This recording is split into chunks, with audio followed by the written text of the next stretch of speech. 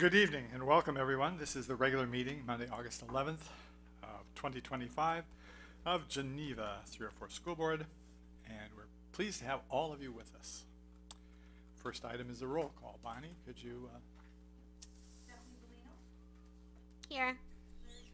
Here. Here. Here. Here. Here. Here. Thank you. Next is the pledge. Stephanie will lead us in the pledge. I pledge allegiance to the flag of the United States of America and to the republic for which it stands, one nation, under God, indivisible, with liberty and justice for all.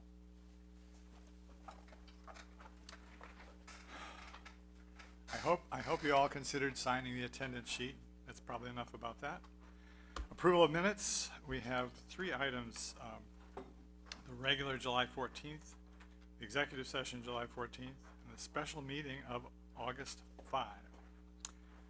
I was not at the July meeting, so we should have that as a separate item. So motion to approve the first two.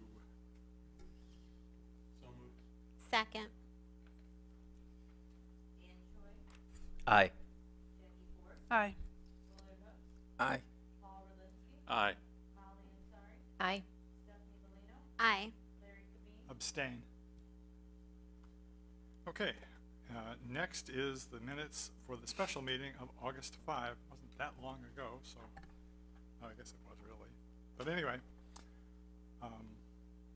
motion to approve. So moved. Second. Aye. Aye. Aye. Aye. Aye. Aye. Aye. Thank you all. Recognition, awards, presentations, and public hearings. Elementary literacy pilot, Shonette Sims and George Pedmesis. Giddy up. All right.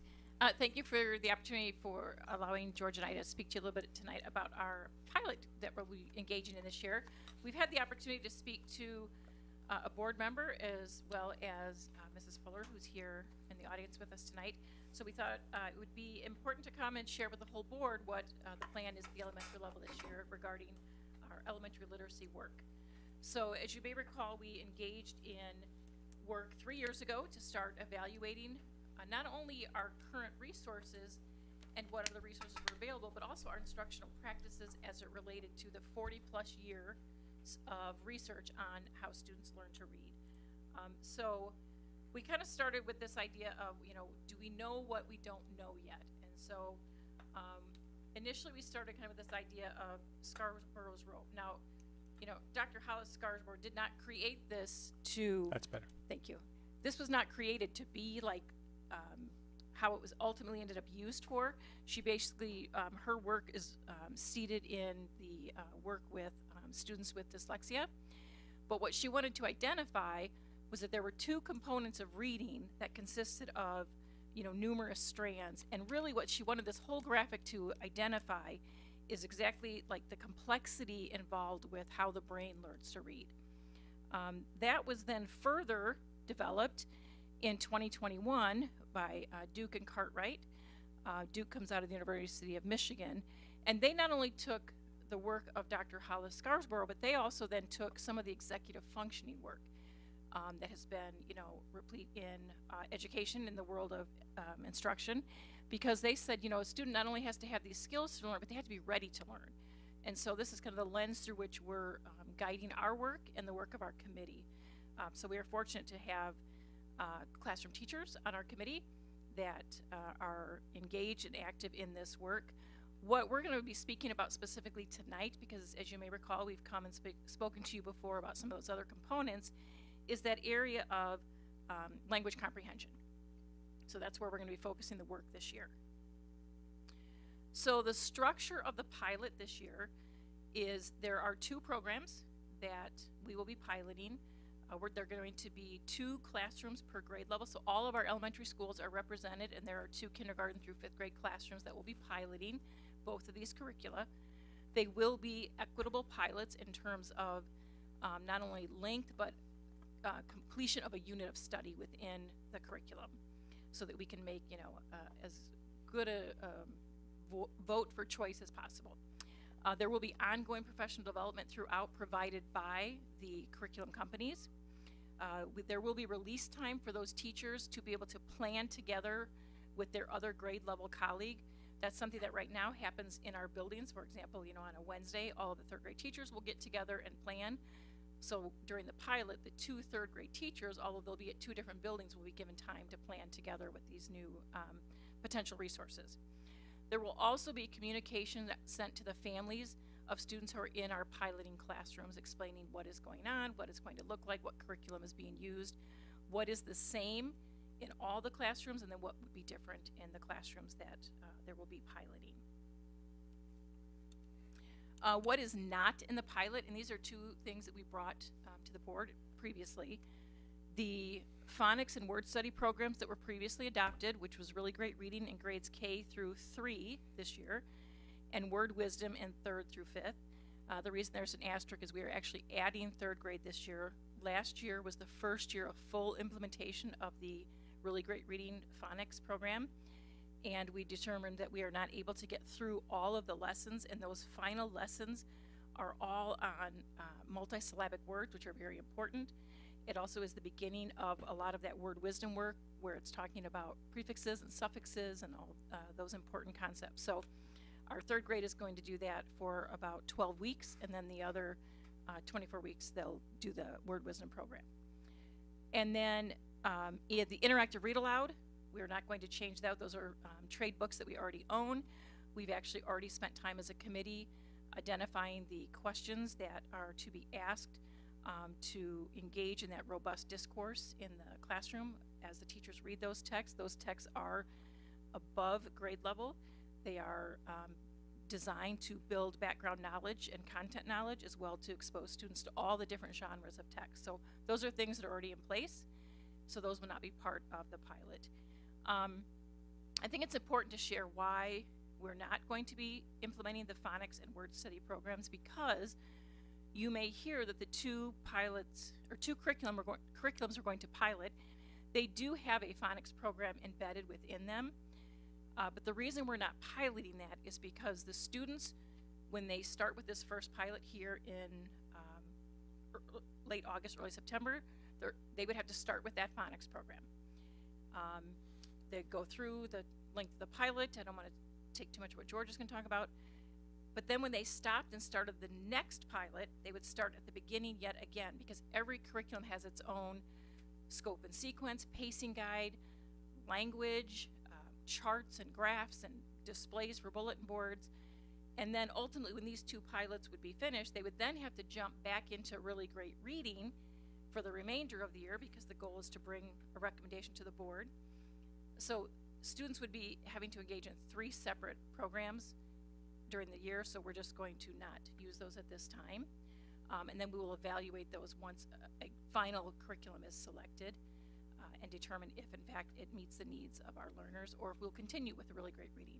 I will share that there are still many of the curriculum that are available that the phonics programs are still supplemented by something additional or altogether different.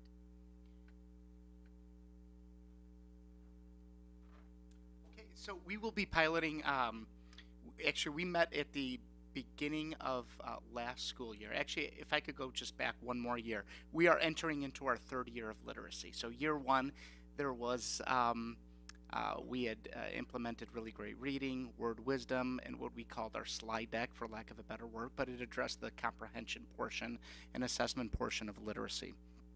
And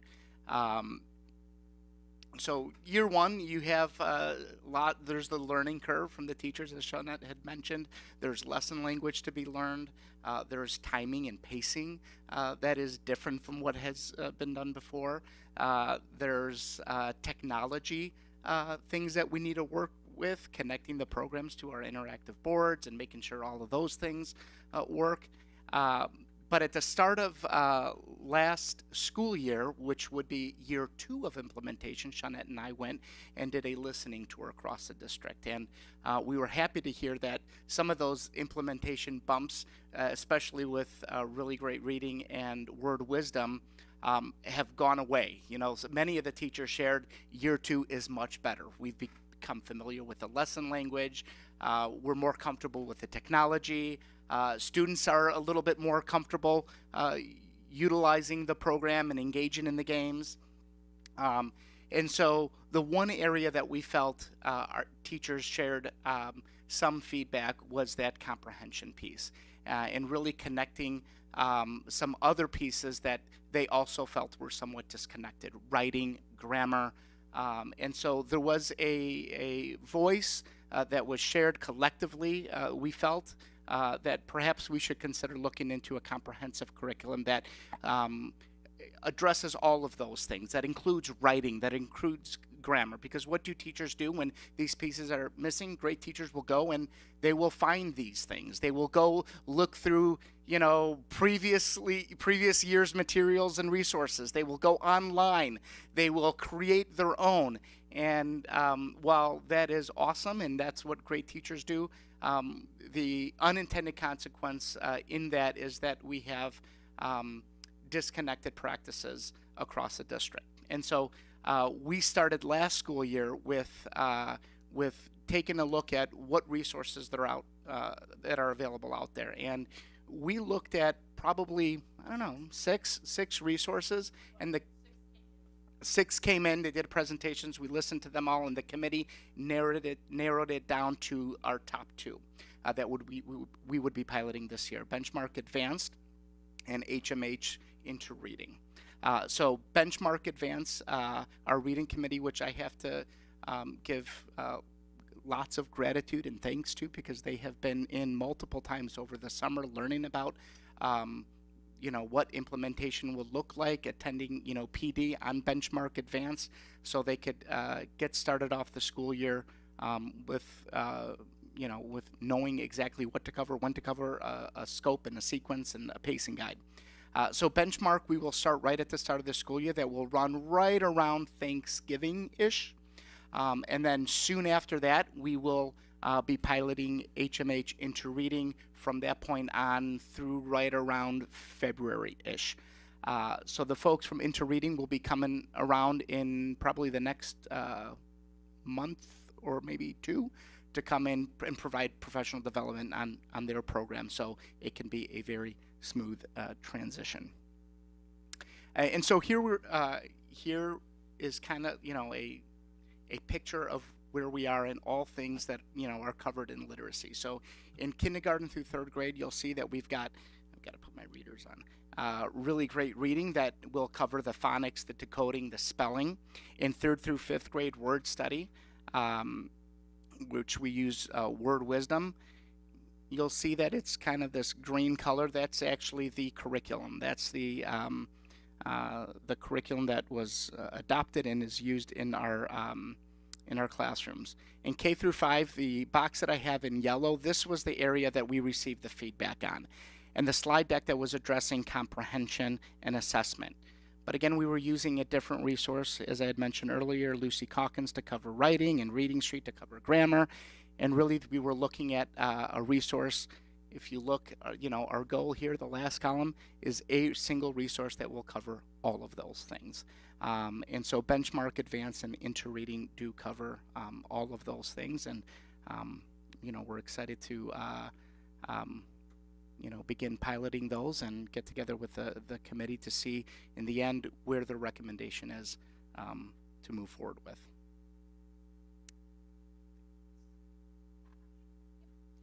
So I would imagine a question that you may have as a board, and maybe some of our viewing audience may have, is, you know, what is going to be happening in the classrooms that are not piloting either of these 2 curricula. So really, it's going to be, you know, status quo. So as we've mentioned, you know, those things that will stay the same, it would be the really great reading or word wisdom, depending on their grade level, the interactive read aloud for the purposes shared, and then the, you know, grade level knowledge building slide deck. So those ones that have already created, staff will be asked to use those 3 that were created. So again, there's some coherence, in what is happening for that first part of the year. Outside of that, the district curriculum for writing is still that Lucy Calkins units of study. And then for their, business as usual, for what they're using for their comprehension piece, it's all those things they've been using for the past several years. So some of our staff will be doing novel studies exclusively. Some will just add them in. We have teachers that are still using our edition of Reading Street that we've had in the district for several years. There are also grade level text sets that teachers can still use if you think back to like a balanced literacy approach. However, they do know that to use those in the grade level that their students are. So for example, instead of, leveling students and having, 4th grade students in levels that would be, designed more for, a lower leveled classroom, they should be instructing in that grade level band of text during that time, during that 20-minute block of time. So that's what will be happening in those classrooms. So it'd be mirroring what they did last year.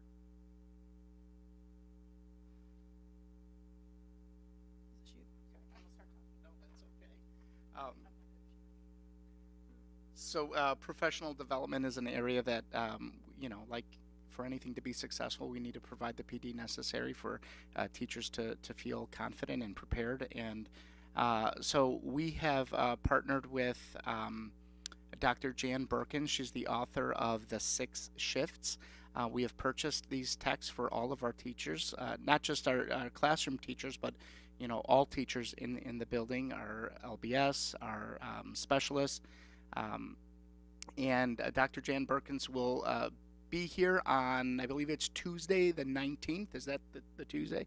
The Tuesday the 19th. She will kick off a awesome presentation with all of our teachers, and she has also agreed to join us for 6 additional sessions, monthly sessions after school during faculty meetings, where she will cover a shift at each of the sections, at each of the sessions, faculty meetings. And her what she aims to cover are basically shifts and strategies that are considered best practices in reading. And so, our hope is that at every one of these faculty meetings, that teachers will leave with something concrete to take back to their classroom and apply. So the professional development will be ongoing for this year. In addition to that, we have put together a professional development schedule for all of our teachers that are in their first 4 years of teaching here, which will meet with us at least twice a year to not just go over literacy, but anything curriculum related that we offer and we could provide them support with. One thing I would add with this slide is that ongoing PD is aligned not only to our work with the pilot, but also with the Illinois Literacy Plan. And so again, kudos to our staff and the work of the committee, because one of the things that Dr. Yates and Dr. Birkins are going to talk about is how their work is connected to the Illinois Literacy Plan. Even though they are not educators in Illinois, it's just those evidence-based practices. So that's something that they're going to be adding, which that's where there's that connection for even our educators outside of the typical classroom. Because some of those components of the Illinois Literacy Plan, like oracy, that's all of our classrooms. Building background knowledge, that's all of our classrooms. And many of our specialist teachers, as we think of them at the elementary level, they do build background in their areas. They may read aloud a book to a student, and so some of this work will help them with, identifying, how to engage the class in those conversations, rich conversations about text. So, any questions for George or I? Does anyone have any questions? Willard. Yeah, thank you. Thank you very much for the presentation. I was listening and writing intently just to make sure I got everything understood, which I don't, but I just tried to do my best to get it together. These issues of written expression, are those following, let me rephrase this. So as I understand, of course, not all classrooms are going to have the same model? Just the pilot classes are going to have one thing, and then there'll be others using something else. Are these following the basic conventions of writing that have just been cut and dry for years and years, like spelling, coherence? You mentioned coherence, but that's one of the conventions of writing. Are they going to be using the same conventions, or are they going to be using different conventions? I'm not trying to be technical, but that's just my... From what we've seen thus far, they'll be using the same conventions. I think what's different with, and I can't remember now if it's HMH or benchmark, one of them, it starts with like the basic sentence and then expands from the basic sentence, which, I mean, if you're familiar, they'll say if you can write a good sentence, you can write a good paragraph. You can write a good paragraph, you can write, you know, 2 good paragraphs. So I'd say it's probably more traditional. The difference is that the writing is about what they've been reading and what they've been learning in terms of that background building knowledge. So some of it harkens back to like back in my day, like kind of the thematic unit. So if the stories they're reading are about, you know, the pioneers, that's what they're going to be researching and writing about. Hopefully then that will also connect and be perhaps something that they're maybe learning in history. The other thing that it does, which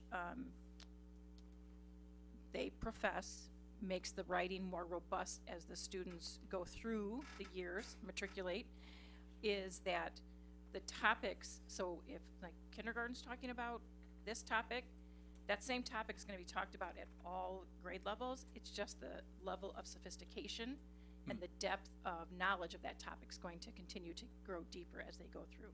So again, the belief is that the writing will then...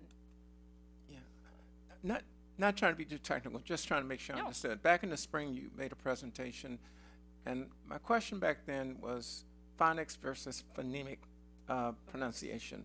So sometimes phonics is a bad rap. I'm trying to understand, are we talking about the, you know what I'm talking about, these extra sounds that are in phonics that are really not there? So are they just calling it phonics, or is it really more phonetic kind of?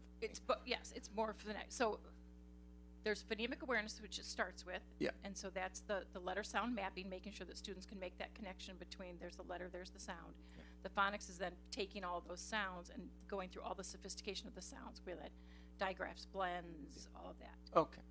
But yes, you start with that very basic, here's the letter, here's the sound that letter makes, and then here's what that makes when you put it together with other letters, if that makes sense. Yeah, it makes sense. I I don't know if want I to make answered sure your I had it question understood from last spring. It's the same thing. Very good. Thank you so much. Other questions? Paul? Yeah, just a couple of basic questions. You mentioned 2 programs you're looking at. Is it either or is it sequential? I didn't quite get that from your presentation. In other words, are you choosing between either of these 2 projects? Yeah. I mean, programs, or because the way I saw it here, you did it more sequential. The first 3 months, and then the next 3 months you were going to do it. So, and then it'd be 3 months for the benchmark advance, and then it'll be 3 months for the. But then you'll choose one or the other. Yes, and so then there'll be an evaluation that our committee members will complete, and then they'll select based on. And if you're not happy with either or either at that point in time, do you stay with what you're at, with what you're currently doing today? Because it could be that when you get into the weeds with them, both fail. Yes, that's a good question. I wouldn't say we go back necessarily at this point to the drawing board, because we've seen what's out there, and like I said, we brought in 6 companies who shared, and even from those 6, these were the 2 that they You thought had the we would most try. Right. I will say, I think what our staff will see is that the structure and the format of the delivery is going to be similar to the slide decks that were developed in-house, but it's just going to have a lot more of the materials completed.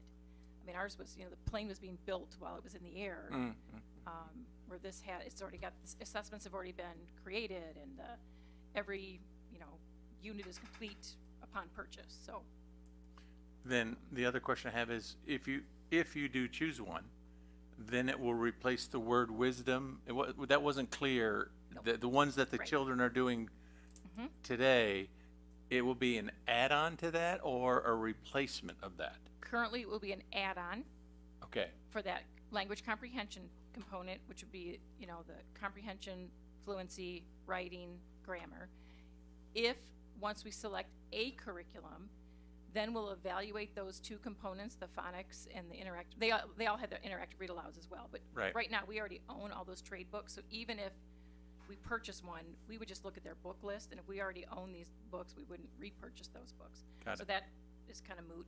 But if their phonics program and their word study program is robust, and we feel it's going to meet the needs of our students, then we would buy that component, or it might just all come together, and we would begin to use that if that's what the committee felt Okay, it did. thank you. Can, oh, go ahead. No. Oh, I was just gonna specifically ask about spelling and, what area that fits in. So I know we have already met about this topic, so a lot of these questions we worked through, but I think that's an important call out because will that be changing and what will that look like either for the pilot or in the next year if we do adopt one of the programs, because that's something parents see a lot is the spelling, or maybe shouldn't be seeing a lot. So is that in really great reading, which is the phonics, or is it in the literacy aspect? So right now, that is still in the word wisdom and the really great reading component. So it will stay the same for spelling, which is, can you reiterate? So that's been a shift, not only for our parents, but for our educators as well. Instead of, spelling being a list of random words that came from the story of the week that we memorized for short-term recall on Friday afternoon, these are done more through a process called orthographic mapping, where students are actually taking those word parts. Again, it's steeped very much in bases, roots, and suffixes, so that when you see that again applied to another word, you're able to decode it. It's really more about that idea of being able to decode first to then be able to encode or spell. So that will not change. So even with the pilot programs, you're not going to see that traditional list come home where you're going to write it in a sentence, you're going to write it 3 times, you're going to, those word lists go home now after the, we call it a check-in, it's not really a test, but those words should come home after that fact. Because again, you want them learning them through the decodable text that they're presented in, as well as through the activities in the curriculum. Great. Then just one other question. As you were discussing the pilot more, have we thought about soliciting either parent feedback from those pilot groups or student feedback? Because I know there's certain programs that maybe are effective, such as Happy Numbers, but we all know the kids call it something else. So, are there engaging programs for our students as well as they struggle with attention issues and things like that? And we've had that conversation. So, student surveys, I mean, it's not that we can't ask them, but it comes down many times with our elementary, I liked it or I didn't like it. And it's more difficult for them to articulate why they did or didn't like it. Parent survey, I think my thought would be, I'm not quite sure how we would engage them enough so that they would have a real accurate picture of what's happening in the classroom, other than like what they might see coming home or hear coming home. And what I mean by that is, if all they're seeing is like the end product coming home, I don't know if they'd have enough information to say, this one was better than this one because of A, B, or C. I'm not saying I'm not open to that idea. I'd have to think about how to best. Yeah, I think that that's a fair point. And maybe it's something where it's just those pilot teachers are discussing during conferences and it's just general, like, here's the feelings I'm getting, Yeah. And it might even be that when we adopt one of these, if that's the route we go, we know how to communicate it to parents because stuff that may have come up in the pilot. Yeah, absolutely. Good point. Just want to make a small comment. Okay. Just wanted to say I appreciate what you were saying about the new teachers having and support that is from this type of program. Now, I'm just asking, generally speaking, are any recent graduates coming into school districts with some experience or methodology to know about these programs? Because the reason I'm asking is, how do you keep them from being overwhelmed and burned out from this kind of thing? Do you have some safeguards in place? Because I can imagine coming out of college and you've gone through all these method courses like I did, and I came into a program. When I got out, they had this computerized program. Nothing to do with my training, but here we are. So I just want. Unfortunately, no, we're not seeing students come out of the college with this information yet. Really what they come to us with is what they've received from their cooperating teachers, which again, this is a slow shift, so not every district is on board. But I will say in terms of how are we going to support them and hopefully, ward off burnout is, what George shared. That's why collectively with our instructional facilitators, we've developed that PD that's going to be ongoing for our teachers in years 1 through 4, because we want to make sure that they know about these evidence-based practices in literacy instruction, and that they know how to do it, and that they know who to go to if they, are struggling or have questions, or because it's new. This is not, it's not how, I was trained 33 years ago. I doubt it was how George was trained less than that years ago. No, that's good. All right. Can I add one other thing? I'm sorry. Okay. Sorry about that. If I know that with this new, these new programs that the assessment tools are very robust, or so we're hearing. Mm-hmm. When you come back to present about how they're going, can you kind of touch on that? Because that seems to be one of the big benefits that I've heard from other teachers, other administrators, is that it's already built so that we can identify where kids need help more quickly and get them the help that they need. And it also provides the steps of how to help them. But I know we haven't seen that yet because we haven't started piloting, so I'm really interested to kind of hear. Yeah, the nice thing is not only does it do that, but then they have, again, because the plane's already been built, they have resources they can access Yeah. more readily to support students. So. Yeah, that's kind of the exciting part. Okay. Everybody's done? Okay, I actually have 2 questions. Oh, sorry. The first one is, well, no, I'm last. The first one is, you've got 2 groups in pilot program, and you've got the large majority of students taking the traditional curriculum as we have so far. How do you plan to co-evaluate the success of the different programs? Are you going to have a test for everybody that you rate the relative success, or what's your thought? There's not a test, but do you mean for the students or? Yeah. No, you don't mean for the students. You mean in terms of how the teachers are going to determine which was better based on student results? That's what I'm asking. Okay. So I know that that's one of the things that we've spoken to with our pilot people is, how other districts have determined like this was the one or not. So they have some sample rubrics that we can use. I don't know, that's a good question, Larry. I don't know if it's based on like student assessment results. I'd have to ask that. Okay. And my other question, what happened to Dick and Jane? They're still Anyway. chasing Spot. Okay. And Spot was a good dog. Well, to add to your first question, I think we do have a number of assessments that we use. Ames Web, MAP, all of our traditional standardized assessments that we use throughout the year that, of course, we'll also be looking at our pilot groups and how they performed on those measures. Right. That's kind of what I was looking for. So just a follow-up question to that, though. How long have these 2 programs been in existence and working?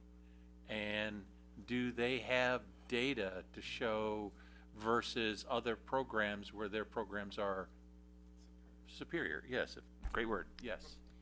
They've been around for quite a while.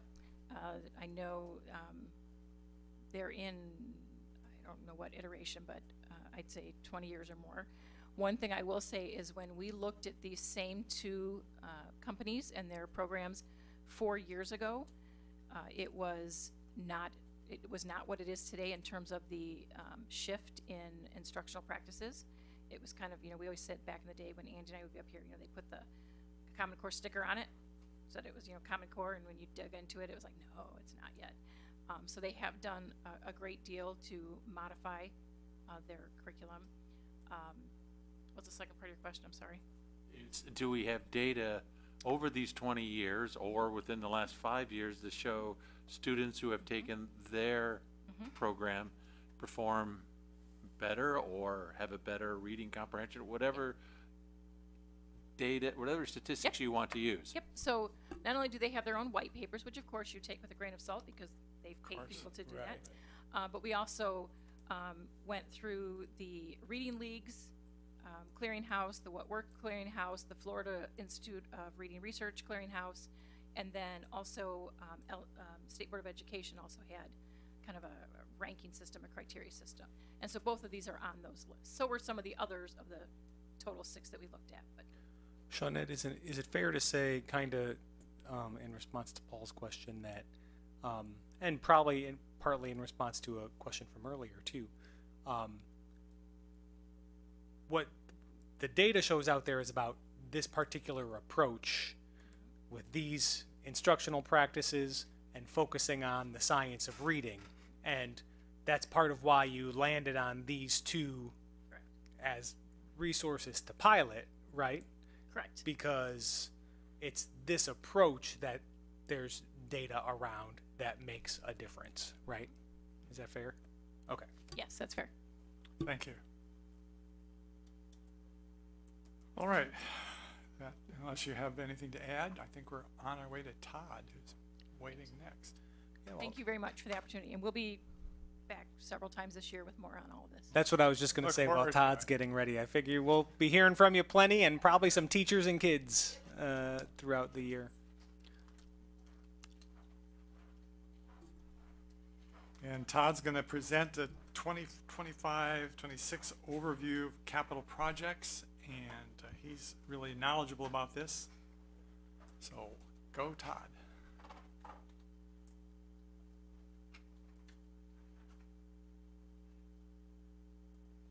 Okay, I'll take no less than 2 questions per board member tonight on this. I look forward to them. There's a lot of good information. So thank you, good evening.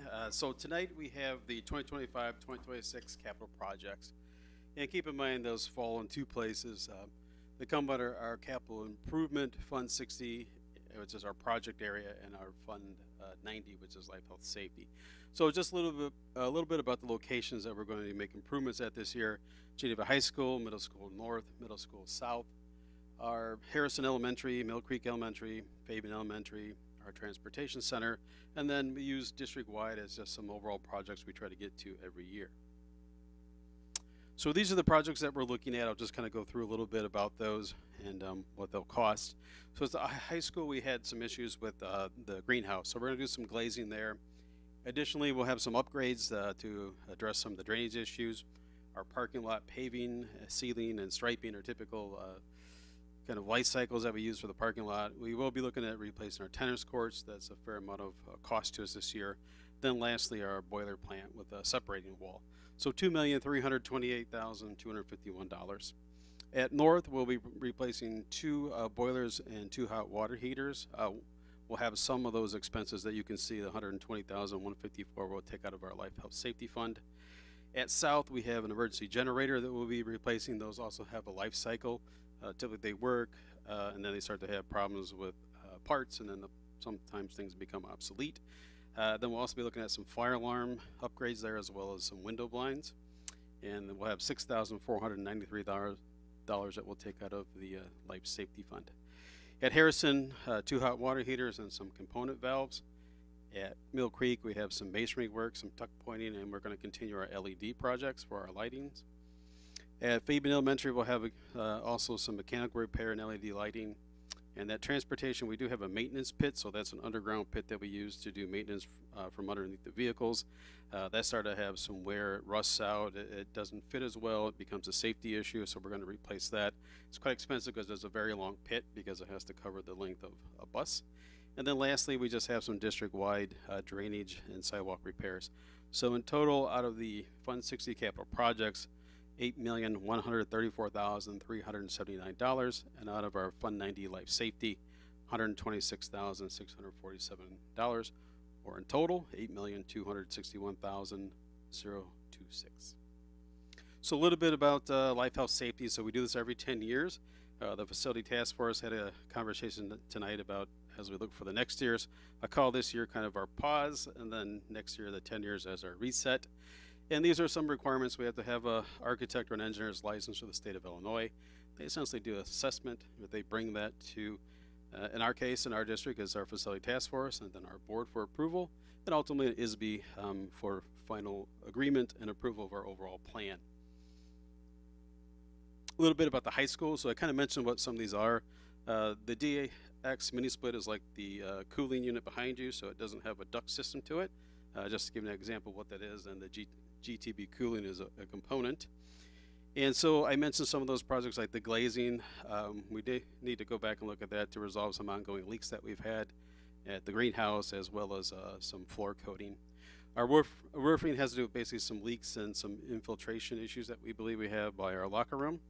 Our paving is just a typical process, but this year it'll be the east parking lot. Our bus loading area, we need to replace some of the asphalt, which also will require us to do some repainting for the entry points.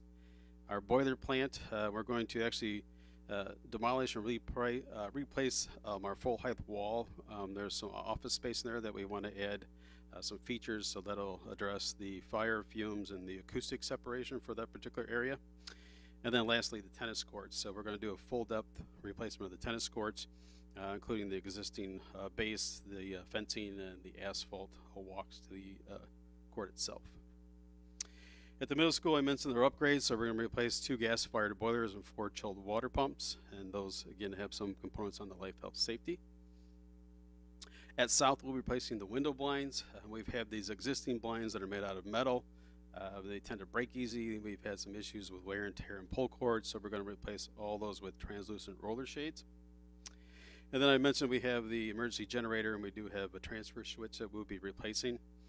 We have an existing elevator that we'll be doing work similar to what was done this summer at the high school, some fire alarm upgrades, and then again we have some components that fit into our life, health, safety expense area. For Fabian Elementary, it's LED lighting upgrades, so we're doing those with our in-house staff, so that has some cost savings, not only in the implementation of it, but also the outcome of reduced energy consumption. And then we do have some mechanical piping that we'll be doing some upgrades with some of our mechanical equipment. Heartland, very similar, some LED upgrades and some piping as well. And then at Mill Creek, will be our last LED project at the elementary level. And then we'll be doing some masonry cleaning and some tuck pointing, which is a typical facade with some of the stone and brickwork there. At Kesslinger, I mentioned the pit system. So we had some issues with those falling. So it also has a risk management component to it that we're going to resolve. And we do have some additional patch and repair work of that particular pit. And district-wide, so we always do annual maintenance. So we're looking to address some of the pressing issues that we have with sidewalks and drainage. So every time we have a little bit of settling or some changes, so we may mill those down. We may replace certain sections. And that's just ongoing work that we have every year. So this is the total list of our projects. So I split those by location and by the fund that we have. So you can see with the capital projects fund, we'll estimate beginning of the year, because we're still in the audit period, at $1,203,809. We'll have revenue of $125,000. That's our interest income. The expense of the plan is $8,134,379. And then we'll end up with basically a need to fund $6,805,570 of that. So we will need transfers of $7,729,000, which is what matches what we had in the tentative budget proposal. And that leaves the fund balance for Fund 60 at $923,430. So a little bit of a cushion there in case we have some change orders or some overages, or something that we didn't anticipate, and yet that still leaves us a fair amount of fund balance. And then in Fund 90, Life Safety, we'll begin with $600,569, $20,000 in interest, $126,647 in our expenses, and then that'll end that fund at $493,922.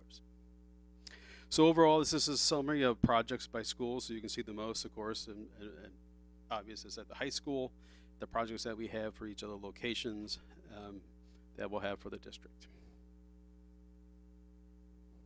Okay, that's the end of my slide. Is there any questions on the, I'll go back to this page. Any questions on the capital projects?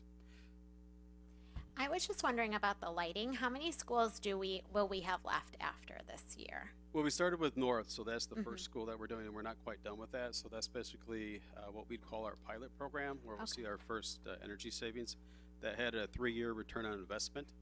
So that'll be the first project that we're actually completing. So we only have essentially what we have is one building done at that point Okay. out of all the buildings in the district.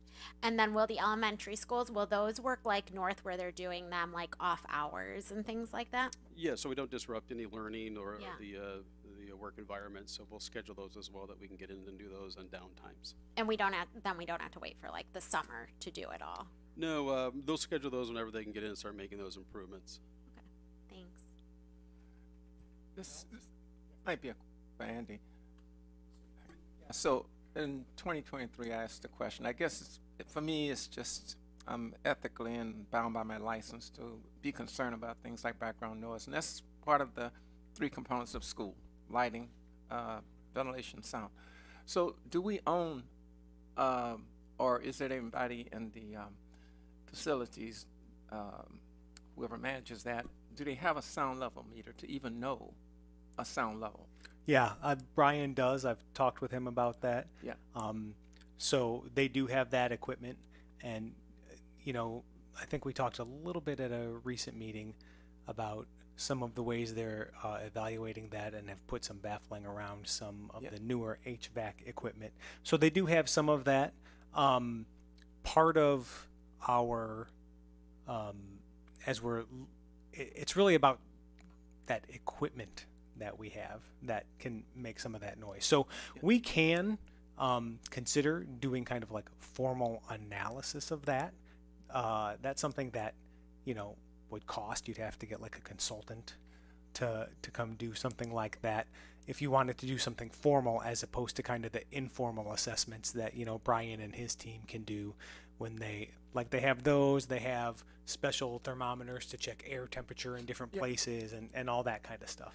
So when you mention engineering, are these just very specific structural engineers, or are these engineers who have understanding of things like acoustics to know what they can do to basically I'm getting at is noise abatement, to reduce the noise?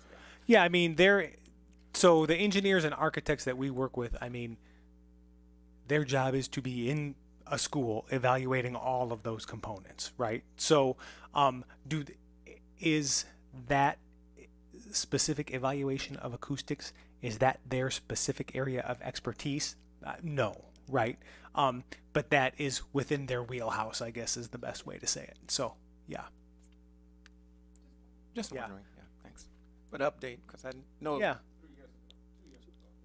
And there's more information. I mean, we'll be talking more about, I'm sure you'll hear from Larry and Paul here in a little bit about some of the ways we're starting to look deeper at, our capital needs. So as my memo mentions, I'd ask that the board just accept the capital plan. That allows me to continue with the budgeting process. I can roll it in and finalize it, and then I can be prepared to come back to you next month with the budget for adoption. Thank you. Oh, Dan. I just have 2 questions. First one is, so the state requires us every 10 years to put together a health and life safety plan. Do they give us funding to help with that, or are they They do not. more rhetorical question? I mean, they have this requirement, but then they're like, okay, yeah. So let's say we're lucky that we're in a district that has enough fund balance to help with this, but in a district that may have all these issues and don't have the ability to pay for it, what happens in that situation? Well, I think for most cases, those are classified by A, B, and C requirements within that, so they have to do the A within the first year. They typically would make adjustments within their budget. They would borrow or have some type of loan if they had to. Okay. Fortunately, that's not our district. Right. I just more curiosity than anything. And then my second question has nothing to do with this. Thank you for the information. But on this summer's projects that are coming along now, any update on how those are coming along? Yeah, I think they're really good. I think we had a meeting earlier that the majority of those projects are completed. We just have a couple that we haven't been able to finish, or they will be finished before school starts. So a lot of those will be done. We just had one that we couldn't get to that we're going to move to probably our holiday break. That's a good time for us to get back in it. The system's operational. It's just for us to do that replacement project. And so we're just going to hold off. So we really only had one project that we didn't get to. The rest we anticipate to be completed. And of course, with the fire at North, we have some temporary flooring in there, and that was on back order. As soon as that comes in, we'll find the time to have that project finished. Great, thank you. Nothing else. Okay. Anybody else? Thank you, Todd. Congratulations on proceeding with the projects of the summer so successfully. It's wonderful work. I think it's worthy of thanking the maintenance people and the people who do this work for their fine part in contributing to the education of our kids.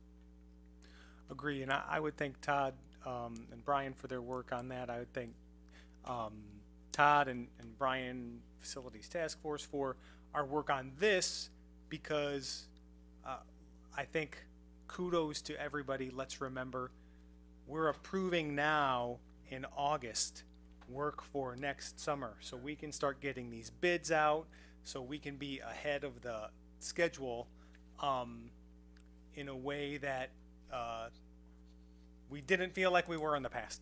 So I mean, I think that's good. There we go. All right, next is public comments. Have you received any requests for comment, Bonnie? Imagine that. Would anyone in the room like to comment? I can't get a word out of you. It's too funny. Okay, next, legislative updates. Jackie? Yes, I just wanted to highlight two items that Dr. Barrett had brought to our attention. The governor did sign a number of bills recently in a ceremony, and I wanted to cover these two. There is now Public Act 104-0128 that has to do with teacher licensure. Teachers who are licensed in a different state now have to take some sort of test so that they can teach in Illinois. As he mentioned, that is going to affect us slightly, but we don't know how that's all going to shake out yet. Public Act 104-0032 has to do with annual mental health screenings for students in school. It will not take place until the 27-28 school year, when we would have to start offering these screenings. And the state has directed the State Board of Education to provide materials to the districts by September 1st, 2026. So they have a year to develop the materials, and then the year after is when this would go into place. And that is my report. I don't know if Dr. Barrett, you want to elaborate on any of those? But Yeah, I guess I would just say briefly, the licensure one is, you know, just feels like we can't get out of our own way a little bit at a time when there's a teacher shortage, and we're trying to make it more difficult for experienced veteran teachers who come here from somewhere else to have to jump through more hoops to be able to teach here. Sometimes, I'm just not sure. Yeah, so it's like this basically takes away some of that reciprocity that has been in place that we've been accustomed to for a long time. And you know, this year this isn't impacting us, right, Dr. Law? Like, we're okay. Correct. Yeah, but I do think there are. This just changed August 1st, and they made it live as of August 1st. So some districts could have hired teachers who then all of a sudden needed to pass some tests and jump through some hoops that maybe the test isn't even being offered between, you know, I mean, and so I think it's worth noting that.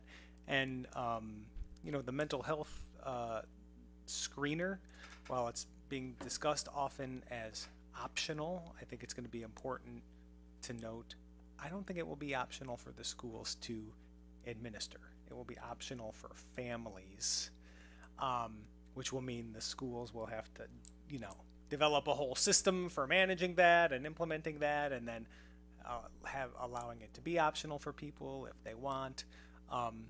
And, you know, certainly something we can do. We're able to administer things like that all the time. And of course, we already do, as you well know, a lot to support mental health needs of kids across the district. So to us, that's the most important part, and we're already doing a great job of that.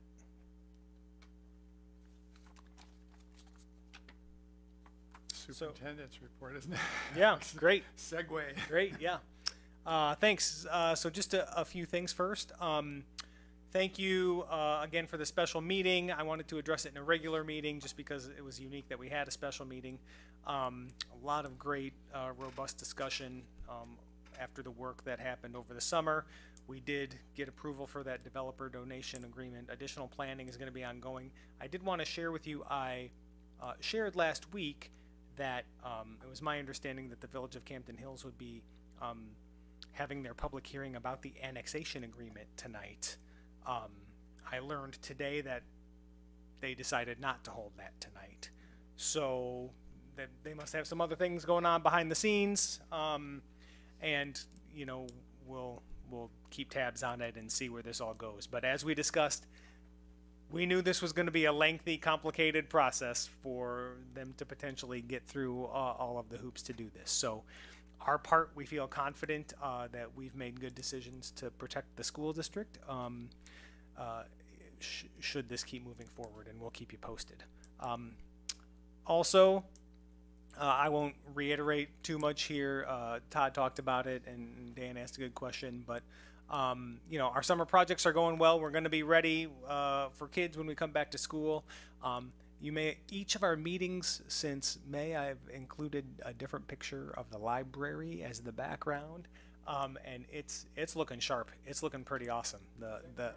Yeah, that's where it was as of the other night when I walked through. It's looking really great. So we should, if anybody's interested to go see it, I'm sure Mrs. Staking would love to have people in there and see. Yeah, I mean, it could be. It could be. It would be cool, actually. It's pretty great. So, plus all the other just important capital needs that needed to happen. And, you know, as Larry already mentioned, our operations team, they were on it this summer to make good stuff happen. We talked at the last meeting about our district's hearing process and the potential of having a hearing officer in place if we needed to have one. So I went back and gathered a little more information after our last meeting, and I wanted to share. So here's what I've learned. First off, you know, it is my understanding in terms of informal polling anyway, right? This wasn't a scientific study. But, you know, most of the superintendents and folks I talk to do use a hearing officer in those types of circumstances. And their rationale generally fell into three categories.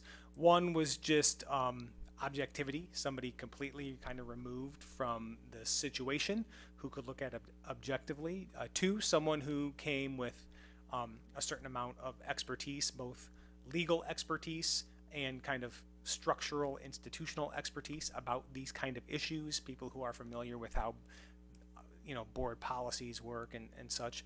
And three, kind of the third broad category was like legal protection, right? Having someone with that expertise and level of objectivity, kind of, they felt like put the district in more of a legally protected stance.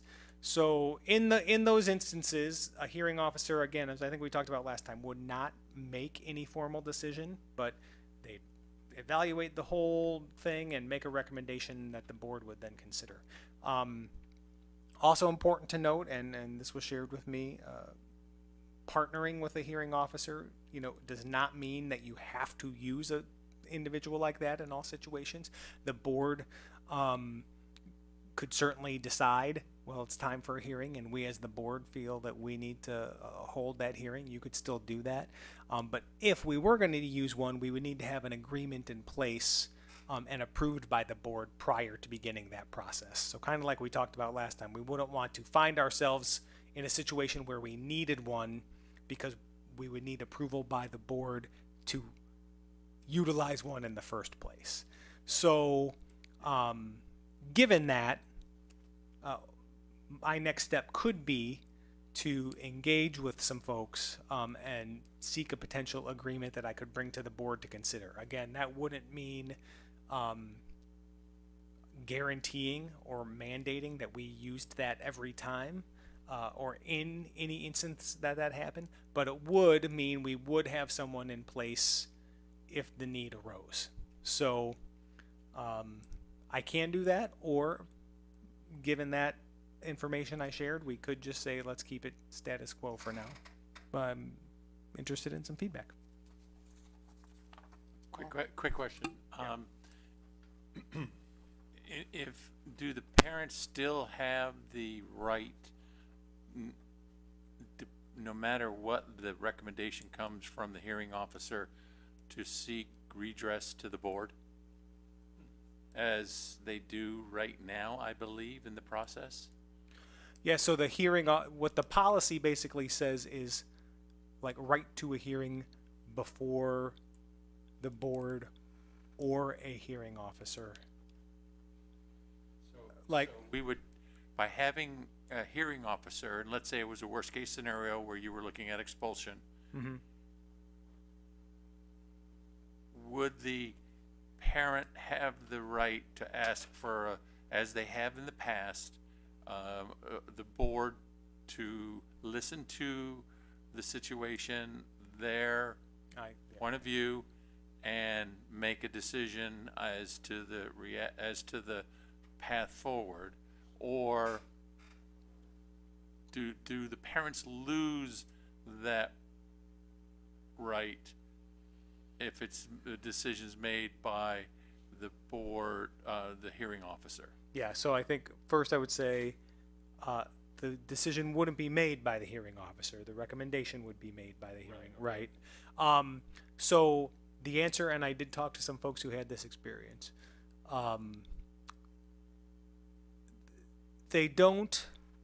So theoretically, yes, the answer would be they would lose that right. They could either present their case based on policy to the board itself or the board's designee, which would be a hearing officer. If we put that hearing officer in place, they would, the whole hearing would happen with the hearing officer and the recommendation would be given to the board to consider. Now, to that end though, that doesn't mean that if they asked, the board could not still give them that opportunity. And I actually did talk to someone who has had that experience where they've had a hearing officer for kind of those reasons, got the recommendation, at the conclusion of the recommendation, like you said, kind of worst case scenario, the individual sought that opportunity just to like state their case to the board, and the board ultimately decided in that one instance, like, yes, we'll still kind of hear that person out, but that wouldn't be a hearing then. That would just be like an opportunity to come and speak and present their case. Does that answer your question? Yes, it does. Okay. Yes, it does. Then my other question is, I kind of feel we're getting the cart a little bit in front of the horse here by having you seek an agreement for the board to consider. Shouldn't we first, as a board, take a decision? Yes, we want to use a hearing officer, and then later approve any contract that you have with them or her. Yeah, and I guess that's basically what I'm asking tonight is like, do you want me to? It's two decisions rather than just one. Well, I wouldn't be asking you tonight to. I mean, No, I understand. right. I mean, I wouldn't be asking you to make an agreement or do a formal agreement. It's like, is that something you would want to consider? Is having a hearing officer? Right. Because I that's just the next did thing not we need. see on the agenda today the board making a vote rather to pursue a hearing officer. I did not see that on the agenda. That's why I'm wondering if we're not jumping ahead a little bit first.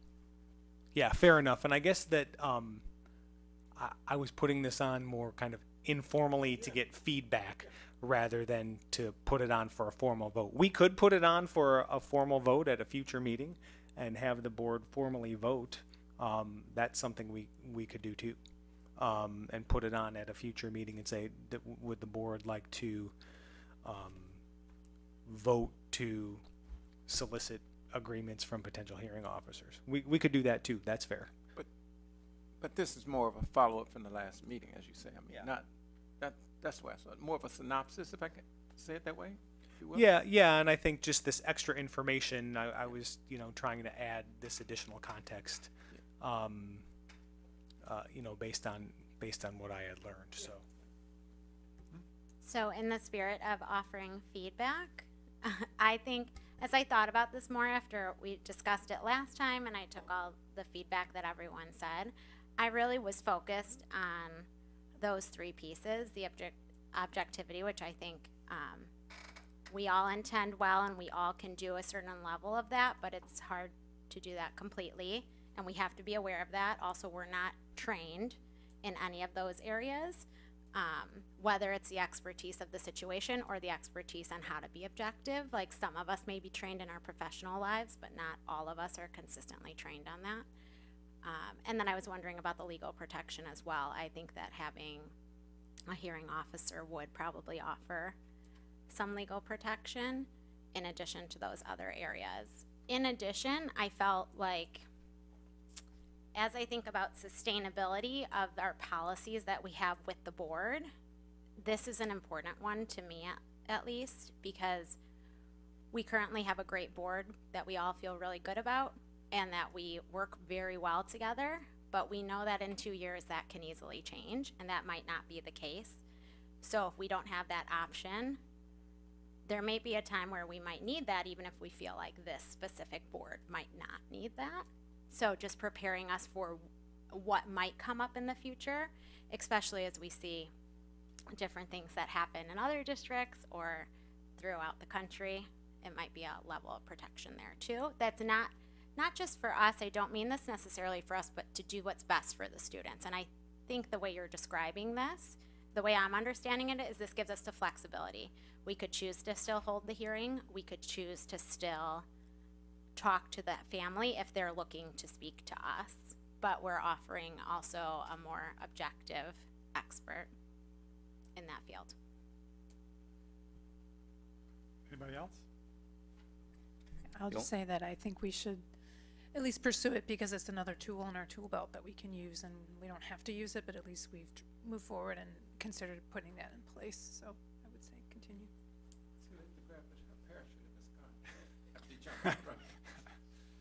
Yeah, I agree with Jackie. I think more out of, for me at least, just I'm more curious on what the cost would be. I Yeah. don't know what that would be. So. Okay.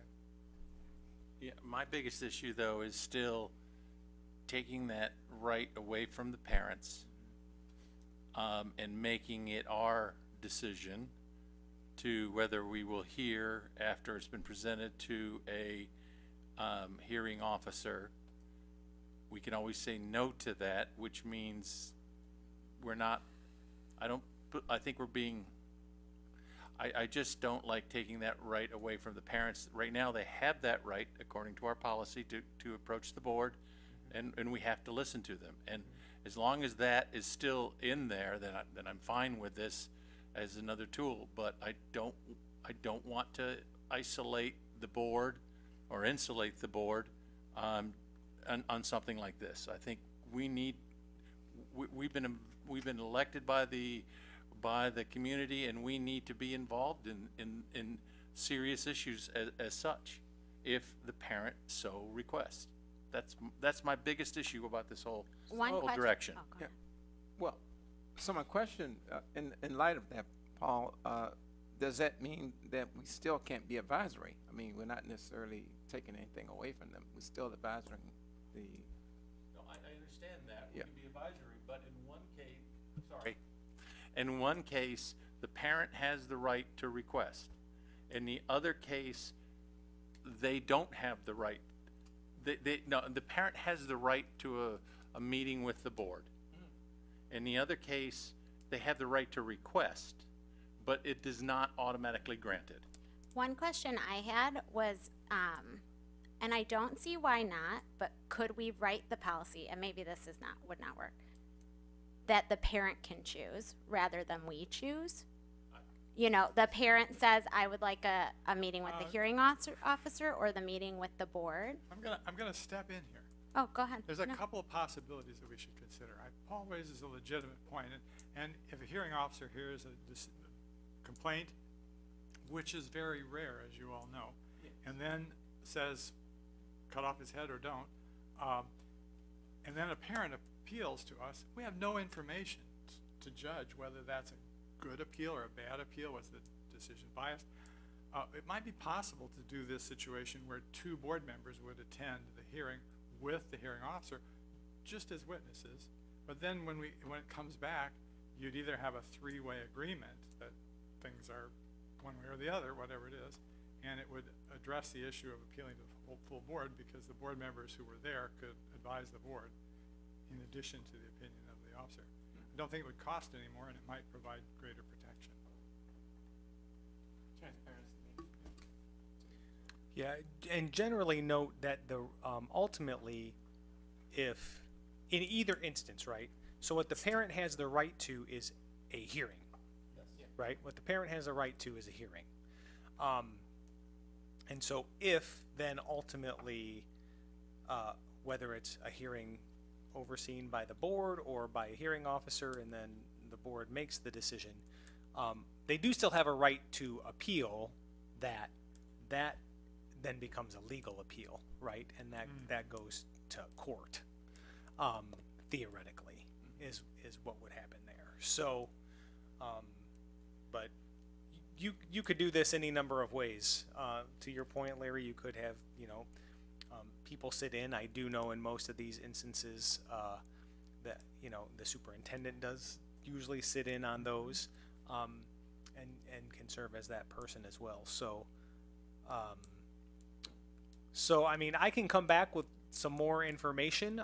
Do you think, should I come back with more information before? I appreciate Paul's perspective of, because like we've done with some other things, it seems like there will be enough difference of opinion on the board that we bring this for a vote and, have a vote amongst the board members on what do you think, yay or nay on engaging with a hearing officer.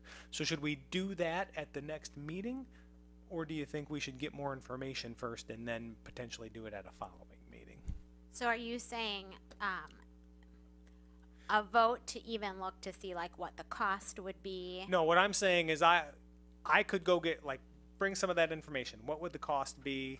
What would the person do? Let's look at the exact policy language as part of the presentation to make sure we all knew exactly what, rights folks did and didn't have. We could do that at one more meeting, I think, include that in my next superintendent's report, and then potentially later in the agenda have, as a potential action item, the board voting to say, yes, I think we should do this or not. Yeah, I'm in favor of that. No doubt that'll be on the consent agenda. Sound fine? Yes. Yep. Yeah. Okay, good. Thank you for this. This is why you need some time to discuss stuff like this. So, thank you, and thanks for letting me use my report to do that. We'll bring it back that way. And is this fly only bothering me? No, he's like, what trying the to get heck? us all. What the heck? Okay, sorry, I'll be quick. Yeah, that's what I thought. Paul's had it. School's starting. We're a week away. Monday, we had new teachers started today. Today was a whirlwind. They were cooking all day. We had a lot going on, but it's great to have the new teachers in the district.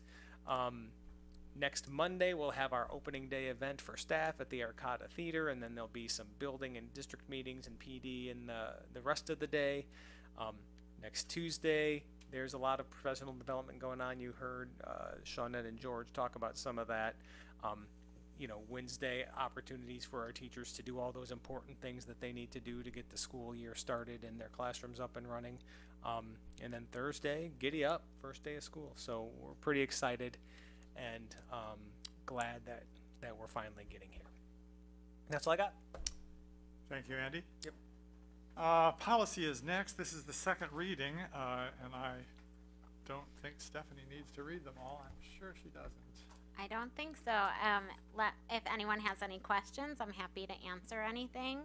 Again, a lot of these policies were changed because Title IX reverted back to what it was prior to the 2020 changes, so that affected a lot of them. And then there was a new policy creation, which is actually down towards the bottom, and that impacted pretty much the rest of the policies. So those were the two reasons why we have so many policy changes this time.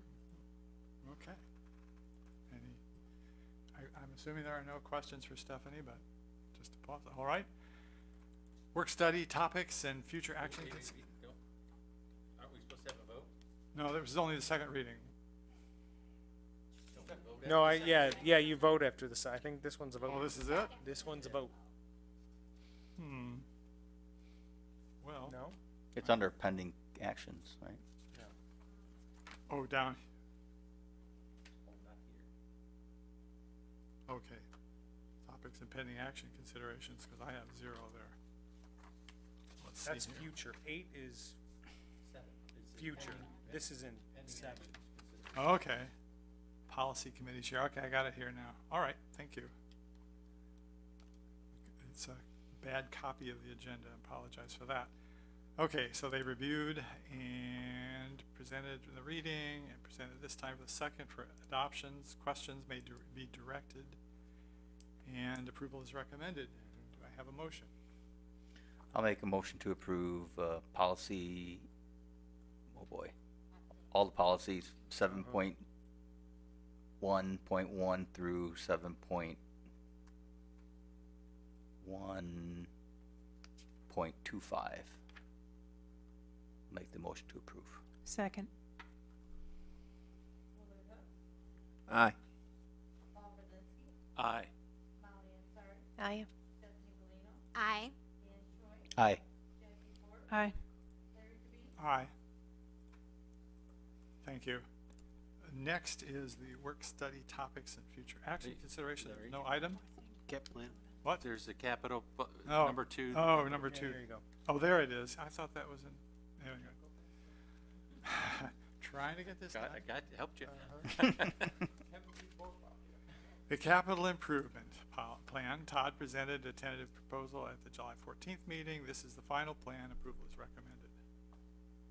So moved to approve the 2025-2026 capital improvement plan. Second. Aye. Aye. Aye. Aye. Aye. Aye. Aye. Thank you. Teach me to get my agendas in order. Next is, of course, work study topics, future action considerations, nothing there. 9 is information, board meeting presentation schedule, number 1 and number 2 FOIA requests, and I believe there's no real information there. 10 is the consent agenda, what is responsible for my confusion here. Item 1, personal report, resignations, retirements, leave requests, changes in assignment, full-time equivalent, new hires. Item 2, gifts, grants, and bequests, $1,000 from Ken's Auto Center, Inc. for Vocational Extra, I guess, Special Education 2025 Car Wash. Item 3, gifts, grants, and bequests, $12,000, Fabian Elementary PTO for new furniture in the library. Item 4, gifts, grants, and bequests, $1,500 from Maid Brigade of Central DuPage County for GHS athletic team supplies, uniforms, and other needs. Item 5, gift, grants, and bequests, $1,500, Viking Eye Care LLC DBA, Pearl Vision for GHS athletic supplies, uniforms, purchase needs. Item 6, gifts, grants, and bequests, $7,500 from Linda Bergman and Baird and Warner. $1,500 from the Geneva Pool Service, $1,000 from MoCat Incorporated Noble House, $1,500 Raising Cane's Chicken Fingers, and $1,500 to Bob Jess Chevrolet, and $1,500 for GHS athletic supplies, uniforms, purchase needs. Item 7, gift, grants, and bequests, $20,951.28. Geneva All Sports Boosters for GHS athletic teams, spring state patches and apparel, and Hoodle annual subscription. Item 8, Maxim Healthcare Services contract. Item 9, disposal of paper files. Item 10, superintendent's contract. Item 11, disposition of verbatim records of closed meetings January 23 through December of 23. Item 12, easement agreement. Item 13, speech language pathology contract agreement. That is those are the items in the consent agenda. We need a motion to approve. Could I just have a quick question on the easement one there? Yeah. Could you just go into a little explanation on the easement agreement? Yeah, Todd, you want to jump in on that? Yeah, so we were contacted by the city of Geneva. They had a potential development adjacent to the school's maintenance building at the high school. And to kind of make that deal work, they had requested that the potential buyer have an agreement with us. So we basically had some costs added to the easement that are not placed on the district, but placed on the person we're entering an agreement with, as well as the fact that the easement does not carry with the land. It can revert back to the district.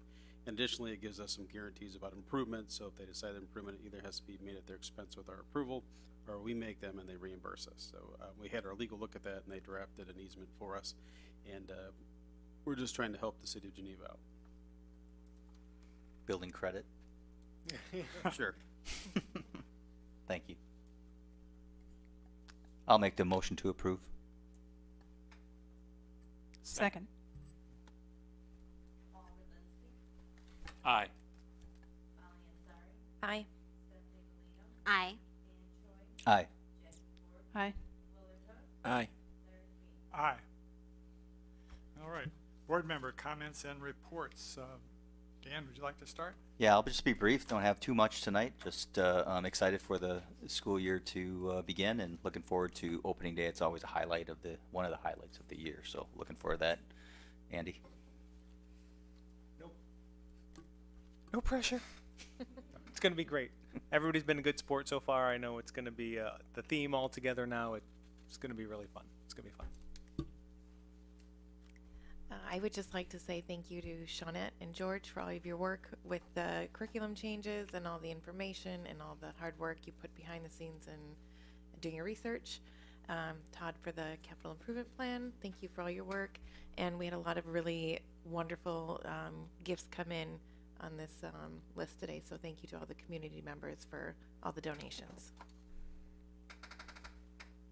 Yeah, I'd just comment a little bit. Again, thank you to our presentations tonight. They were fantastic. Appreciate that. Very informative. Today we had a facilities task force meeting, and we got the first look at our 10-year program from our architects and engineers. And it is quite complicated. We are in no manner ready to bring it yet, but we've asked them to go back and make some prioritization so that we can understand it much better. This is a very complicated and expensive process that we're going to have to go through. So we also had, at the same time, somebody from, what's the name of the company? Raymond James. Raymond James there today, talking about different ways that we can fund this, because for what we're going to need, we're not going to be able to fund it the way we have funded in the past. So I have made a recommendation to Larry that consider that we have a fall retreat. And in that fall retreat, we may break it into 2 days, because you're going to have a lot of questions, trust me. The first evening would be solely on the 10-year program, to take a look at it and give you all a chance to comment and ask questions about what we're planning to do, what's included, what's not included, why is this not included, why is that included. And then the second morning would be, after you got your chance for your head to clear a little bit, to discuss funding options that we're going to have to look at for this. And I think it's going to, and trust me, I was writing as fast as I could, and I still don't understand everything that we talked about today. So just be aware that we may have a retreat coming on this schedule if we can organize it, and I think it would be well worth our time and effort. And I want to say thank you to the maintenance and the architect and the engineers for putting together such a comprehensive yet complicated plan that we have to understand and eventually vote on. Good point. Jackie? Same as everyone else, excited for school to start. Thank you to our presenters tonight for the good information, and yeah, the kickoff on the 18th, always a good time. I'm happy to have that coming up, and nothing else. Thanks. Yeah, again, I want to thank the presenters because each time, even though I'm not new and I didn't have quote unquote mentor, I'm still learning. And it's very good to hear some elucidation on things. And thank you, Paul, for sharing with us a possible projected, retreat, because I think that there are a lot of moving parts. And I think clearly, surely, if you have too many cooks at the stove, it will spoil the broth, I think. But what you're trying to do is trying to bring it a little bit more clarity, and so that we can ask the responsible questions. So we are here to be the stewards partially of the taxpayers and parents and students as well. So thank you. So I was able to attend the new teacher luncheon this afternoon, and it was just really great to see all of our new teachers that we have coming in, and have a little bit of time just to chat with them and get to know some of our new staff. So welcome to our new teachers. I won't necessarily say welcome back for the school year yet, but I hope everyone enjoys their last either 4 days of summer or about a week and a half, because I know everyone's trying to fit in that last minute fun, and I hope everyone enjoys every last bit of it, and then we'll celebrate coming back next week.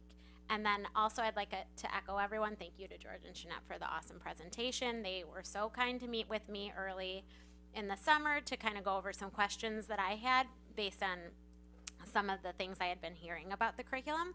So I appreciated them sharing that with me earlier and then bringing it to the full board, because I think everyone had a lot of great questions, and it's great that we're discussing this so that families and parents can kind of hear that. And I'd love if they want to be part of the conversation to come and leave comments as well, so that we can kind of hear everyone's opinion on that. It's always helpful. But that's Thank all you. I have. And I was at the facilities task force and also the group luncheon for the new teachers. It's all very exciting. The people are wonderful, and I'm very enthusiastic about the way we're proceeding in terms of the maintenance task force, especially. So good job to everyone. Summer is over just about, and school is here. So here we go. Item 12, notices and announcements. There are none. We have need to go into executive session to consider matters pertaining to the discussion of minutes of meetings lawfully closed under the Open Meetings Act, whether or for purposes of approval by the body of the minutes or semi-annual review of the minutes as mandated by section 206 of, well, there's about 17 letters here, policy 2:22-220. At any rate, motion to go into executive session, please. So moved. Second. Aye. Aye. Aye. Aye. Aye. Aye. Aye. 5 minute recess. Well, we get